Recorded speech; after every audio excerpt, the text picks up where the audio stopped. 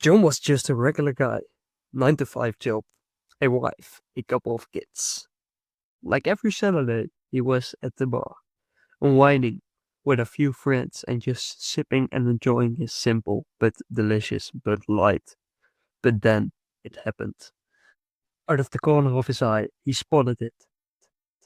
His friend, his bear. It was black. His heart skipped a beat. His eyes widened in terror. What, what, what is that? Is your beer expired?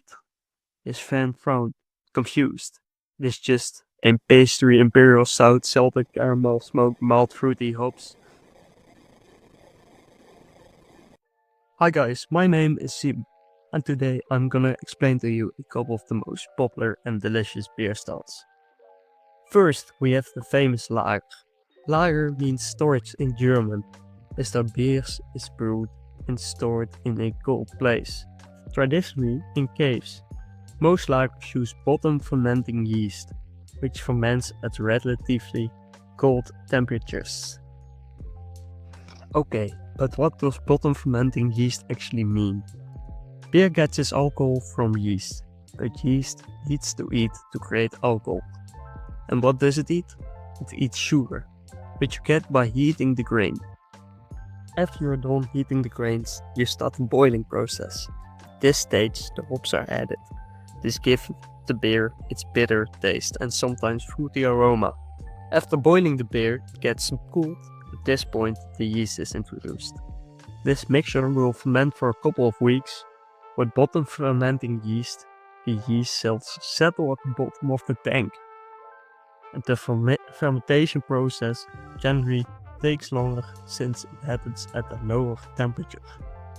Some example of lager beers are Miller and Bud Light.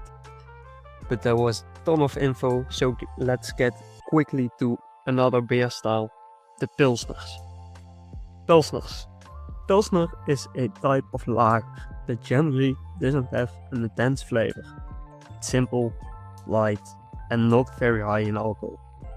It was first brewed by a German brewer, Joseph Kroll, in 1842 in the city of Pilsen, which was part of Austria-Hungary at the time, but now it's known Czech Republic. To brew a Pilsner, you will need malt, water, hops and yeast. Simple and straightforward. Some examples of Pilsner beers are Stella Artois, Heineken and Gols. Pale ales. Pale ales are beers brewed with pale malt and were first made in England around 1703. They were produced using malts that were dried with high carbon coke. No, not that one. No, not that one. No, please, no. Of course, I was talking about the kind of coal. Coke has been used to roast malt since 1642, but it wasn't until 1703 that the first pale ales were brewed. There are many types of pale ales, but I don't have time to explain them all today. Okay, maybe just one, just for you, yes, you, maybe two, maybe. We'll see about it. A type of pale ale, for example, is the IPA, Indian Pale Ale. So, imagine for a second, you're back in the 17th century, and you're some English dude, and you want to enjoy a beer while hanging out in India. But getting beer there took 5 months of sailing. And back then, beer would spoil easily. To solve this, sailors loaded the beer oaks with hops, which acted as a natural preservative. And just like that, IPA was born. So we have some drunken English sailors to thank for all the crazy kinds of IPAs we have today. Alright, buckle up, because we're diving into the dark and mysterious world of stouts. Stout is like Batman. Dark, strong, and a little intimidating, but really sweet and nice when you get to know it. Trust me, I have experience. Stouts are made with roasted barley, which gives them their deep, almost black color and that rich coffee-like flavor. They were born in the 18th century England, when brewers decided that porters, another black beer, just wasn't strong enough. So they made a stouter porter. And boom, stout was born. And guess what? There are a ton of different stouts, like almost every special beer today. We have dry stouts, like Guinness, smooth, slightly bitter and creamy. We have milk stout, yes, milk. Well, actually it's lactose, which makes it sweeter. We have imperial stouts, strong enough to knock out a Viking. So if you do like coffee, chocolate and pretending you're a 19th century British sailor, stouts are for you. Blonde ales.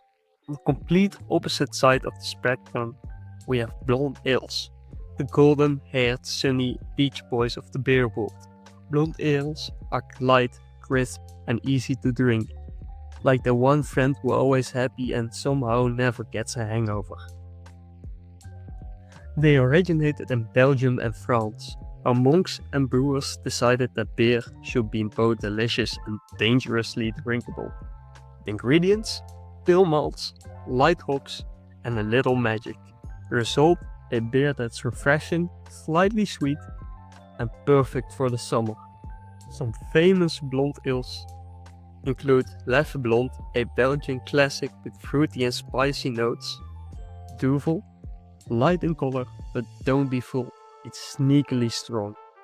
Golden Ale, think of it as the laid-back cousin of a Pilsner. So if you want a beer that's light, refreshing and makes you feel like you're drinking sunshine in the bottle, blonde ales are the way to go. Next up, wheat beer. Just a chill guy. Unlike most beers that are made up mostly out of barley, wheat beers use a bunch of wheat. Would have thought. This gives them smooth, creamy feel, like drinking a fluffy cloud, but you know, just a delicious alcoholic cloud. Wheat beer has been around since forever. Seriously, even ancient Egyptians were brewing it while building pyramids, but the Germans and the Belgians made it famous. There are two main types. We have the Hefeweizen from Germany, cloudy, banana flavors. It has banana, gets its banana flavor from the yeast, and it makes it also a little bit spicy. We also have the wit beer from Belgium, lighter, citrusy, and sometimes brewed with coriander and orange peel. If you like smooth, refreshing beers, make you feel like you're on a summer vacation, wheat beer is for you and will be that chill guy in your life. Of course, there are many more delicious beers that I would just love to tell you guys about. But if there are enough people interested, I'll make a new video to dive even deeper in this amazing world of beer. So let me know, what's your favorite beer style and which one should I cover next? Goodbye.